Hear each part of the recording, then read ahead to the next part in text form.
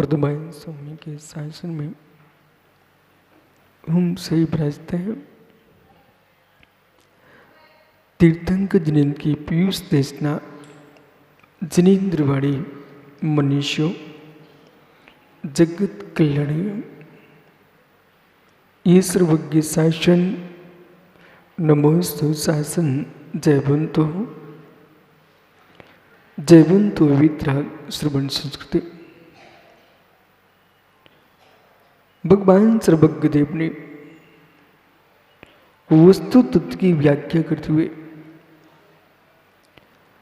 जगती के प्राणी मात्र को सत्यार्थ का बोध दिया है। अंतरंग भावों की निर्मलता जब उद्घाटित होती है तब जीव विषय कसाय से स्वतः दूर होने लगता है। जैसे जैसे साम्यता का उद्भावन होने लग जाए अपने आप में प्रसन्न होना प्रारंभ कर देना, गदगद हो जाना। अभाग्य मेरा कि मेरे अंदर भगवत्ता के संस्कार प्रारंभ हो चुके हैं।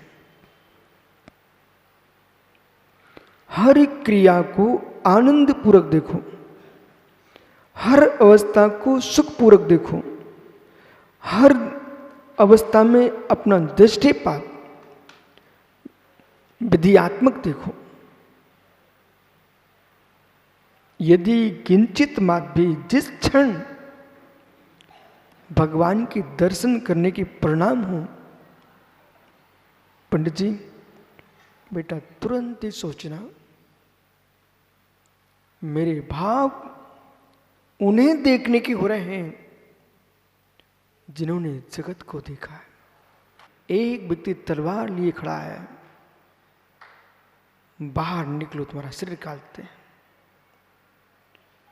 ओहो, और एक व्यक्ति राजू पांड्या द्वारे पर खड़ा है कि पांड्या घर के बाहर आए, मैं क्षमा मांग लो।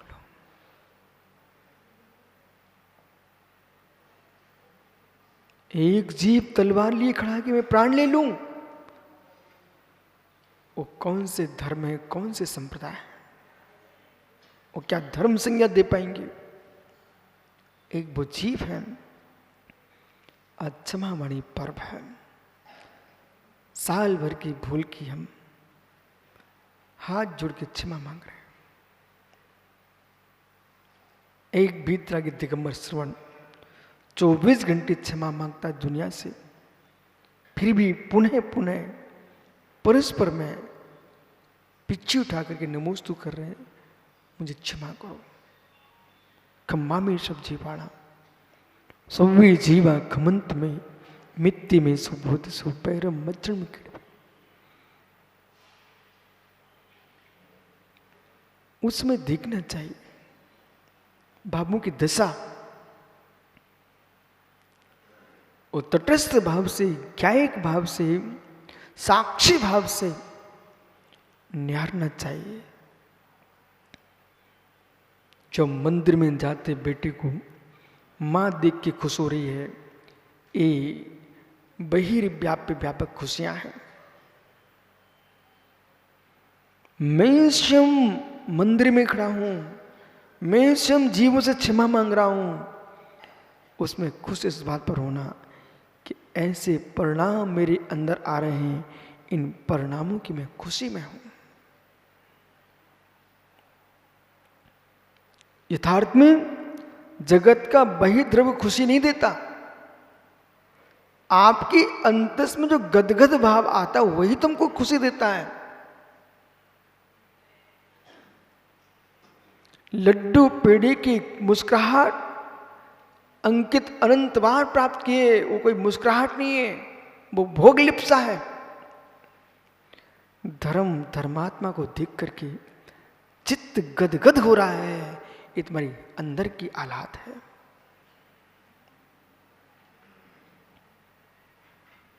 अंदर का हालात है। और सुबह सुबह प्रमाण सागरी इंतजारी कर रहा। मित्र, दो निर्गंथों ने भगवान पुष्दन स्वामी के चरणों में सिर टेका। वही संभव सागर महाराज जी के पास गए। वहां आचार्य मुनि मिले अपन को। यानी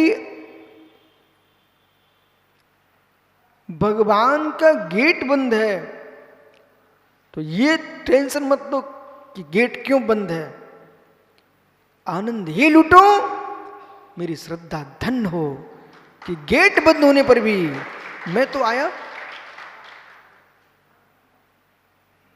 ये मत सोचो गेट बंद है, मेरे अशुभ कर्म का उदय है। ओ अज्ञानी का सोच, अशुभ कर्म का उदय क्यों? आंखों से नहीं देख पाए इसलिए। इस भाव की आनंद क्यों नहीं लूटते हो कि गेट बंद होने पर भी प्रभु दर्शन नहीं हो पाए, आंख नहीं दर्शन कर पाई, इसका तनाव नहीं है, पर मेरे चित्त ने दर्शन किए, इसका आनंद है मुझे।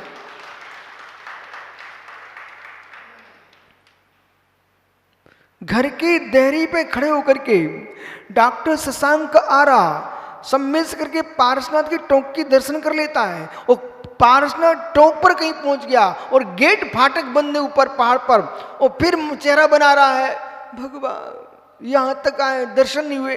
अरे घर के गेट पर जब तुम पारसनाथ के दर्शन कर सकता है तो पारसनाथ के गेट पर खड़े होकर के पारसनाथ के दर्शन क्यों नहीं कर पा रहा है?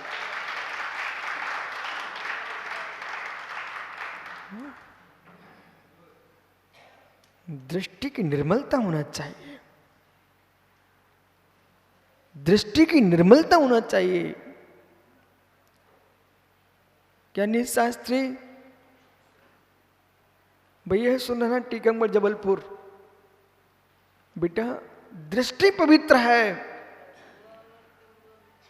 तो फांसी के तख्ते पर चढ़ते चढ़ते भी आनंद है। इस रहस्य को रहस्य विद्या वाला ही जानता है। फांसी के तख्ते पर चढ़ते चढ़ते भी आनंद है। बोले क्यों? वो तो प्राण जा रहे हैं। अरे प्राण किसके जा रहे हैं? प्राण किसके जा रहे हैं? प्राण प्राण के ही जा रहे हैं, मेरी विशुद्धि के प्राण तो नहीं जा रहे ना। 10 प्राण हैं, और जिस जीव को अंदर का ज्ञान है वो क्या निर्णय कर रहा है?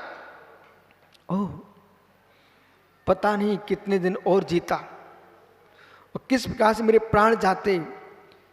आज मुझे समझने का अवसर है। देह तो छूटने वाली ही थी, पर ये मुझे अवसर मिला है। 5 मिनट तो बहुत लंबी बात है, 2 मिनट के लिए, 1 सेकंड के लिए मैं अपने आप को धीरे से संभाल लूं तो अगली ये पर्याय तो जा रही है, अगली पर्याय नहीं बिगड़ेगी। भाव न बिगाड़ूं तो भव नहीं बिगड़ेगा। अवसर मुझे है, मैं अपनी मृत्यु को देख रहा हूं।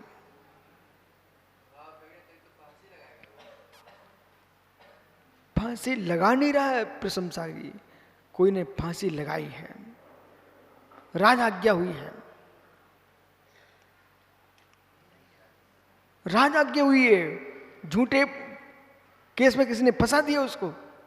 मित्र फांसी भी हो रही है तब भी मुस्कुरा रहा इस बात पर, अहो मैं तड़पते तड़पते, गुस्सा करते करते, कसाय करते करते, घुट घुट के नहीं मर रहा हूं।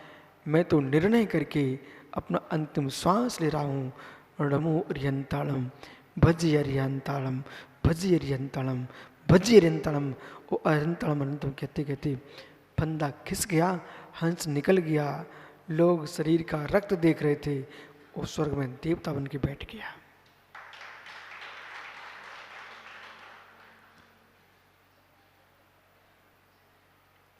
हे ज्ञानी, हे ज्ञानी,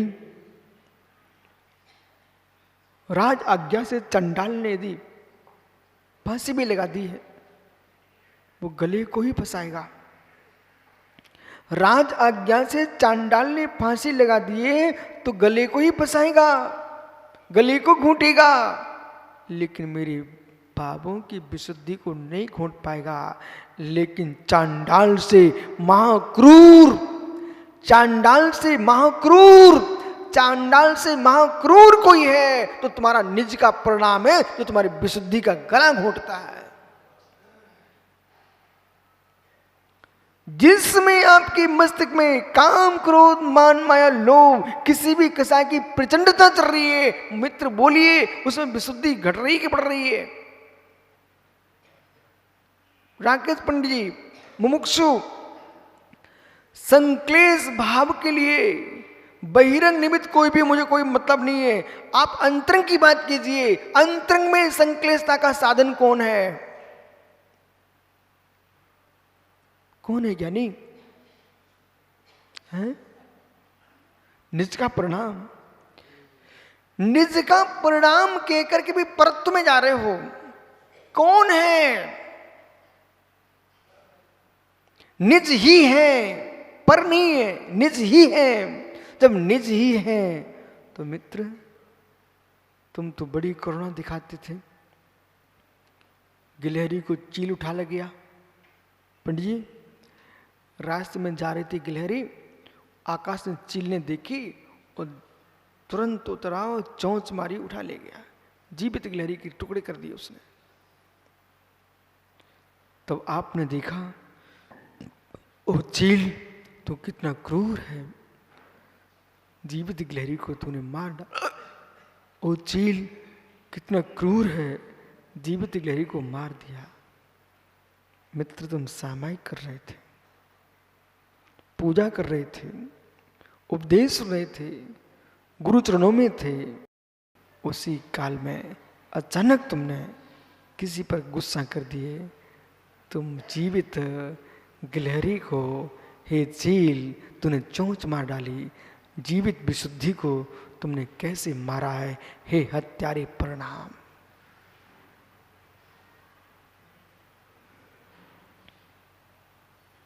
राजू, बहुत सारी माइक मंचों से सुरक्षित रहना। सहजता में प्रवचन करना पड़े तो करना, प्रवचन के लिए तड़पना मत। माला डाल दे कोई गले में डलवा लेना, माला के लिए तड़पना मत। मालूम चला क्षमा मणि पर्व है, किसी ने 2 मिनट अधिक बोल लिया सामूहिक रूप से, तुम्हारे परिणाम खराब हो गए। तुम जगत से मात्र मुख से बोलने के लिए क्षमा करना, इतनी बात के लिए तुमने अपने भावों के ऊपर कसाई कर ली। क्या करूं? ये विद्वान लोग हैं, मनीषी लोग हैं, ये शब्दों की क्षमा पर जोर देते हैं। और विशुद्ध सागर यूं कह रहे हैं, मित्र नहीं भी मांगो और किसी पे कलुषित भाव नहीं है तो क्षमा वाणी ही है।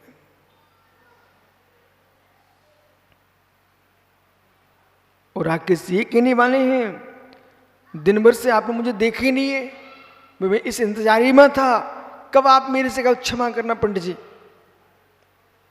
हे मित्र, आपने कितनी देर लगा दी, कितनी कसाई कर ली, कितनी इंतजारी की कि जब विशुद्ध सागर का क्षमा करने इसकी इंतजारी कर रहे थे। मित्र तू ही क्षमा करके बैठ जाता तो इस शब्द को सुनने की जरूरत ही क्या थी।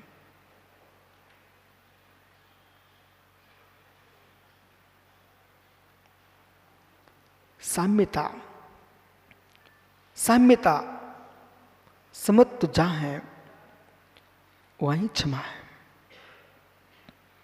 धन्यो क्षमा से प्रारंभ हुआ और क्षमा से पूर्णता की ओर जा रहा है। धिक्कार भी लोग, राजू धिक्कार भी लोग जीवों के बलि से प्रारंभ करते हैं और जीवों की बलि पर समापन करते हैं। ऐसे धर्मात्मा है, किस बात के धर्मात्मा? अंतर देखना, जगत के लोग जीवों के टुकड़े करके धर्म प्रारंभ करते हैं और समापन भी कोई कार्य करते हैं, वो बोले पुनः बलि दे रहे हैं। ओह भूल गए थे ये जीवों का बलिदान क्यों अपने कसायों का बलिदान करो ना।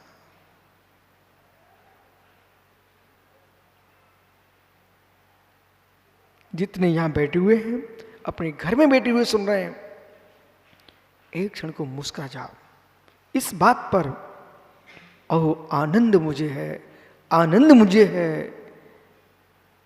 मैं उस दृष्टि का भेदन कर रहा हूं जिस दृष्टि के भेदन से अशरीरी सिद्ध बना जाता है।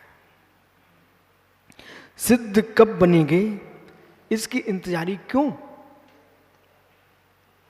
सिद्ध कब बनेंगे इसकी इंतजारी क्यों? प्रसम सागर जी मित्र, आप एक दिन कह रहे थे ध्यान केंद्र बनाना है, ध्यान केंद्र बनाना है, जंगल में जाके ध्यान करना है, पर्वत की चोटियों को देखना है। जब तक केंद्र बन पाया तब तक तुम्हारे देह केंद्र से हंस छूट गया। मालूम चला ध्यान केंद्र की चर्चा ही करते रहे और ध्यान पत्थरों पर रखा रहा, परमात्मा बन ही नहीं पाए। जो ध्याता होता है वो पत्थरों की झुपड़ियों के ध्यान केंद्रों पर नहीं दौड़ता है, जहां बैठता है वह ध्यान क्षेत्र है और निज आत्मा में निमग्न होता है, वही ध्यान केंद्र है। रतनमयी, पाषाणमयी, धातुमयी प्रतिमाओं को स्थापित कर देना, उस पर लिख दिया ध्यान केंद्र में, तो भगवान तो ध्यान करके मोक्ष हो गया, उनके लिए थोड़े ध्यान केंद्र है। आप उसमें मालूम चला कि आप तो जाते नहीं हो, वो बन के रखा है, दुनिया को दिखा रहे हुआ ध्यान केंद्र है। हे ज्ञानी, चाहे वन हो उपवन हो, वन हो उपवन हो, सरिता तट हो चाहे सरोवर का तट हो, सागर तट हो चाहे पर्वत की चट्टान हो, चाहे गुफा हो चाहे समतल भूमि हो, चाहे गंगा के मैदान हो चाहे बिंद की अटविया हो, ये मित्र चाहे मधुबन सम्मेशकर की, पारस नाथ की मेरे मित्र चोटियां हो, चाहे गिरनार की पहाड़ियां हो, चाहे मथुरा वृंदावन के बगीचे हो, चाहे मेरे सोरीपुर बटेश्वर के मेरे मित्र, यमुना का किनारा, कालिंदी का किनारा हो, चाहे चंबल का किनारा, चाहे नर्मदा का किनारा हो, जहां योगी बैठता है वही उसका ध्यान केंद्र है।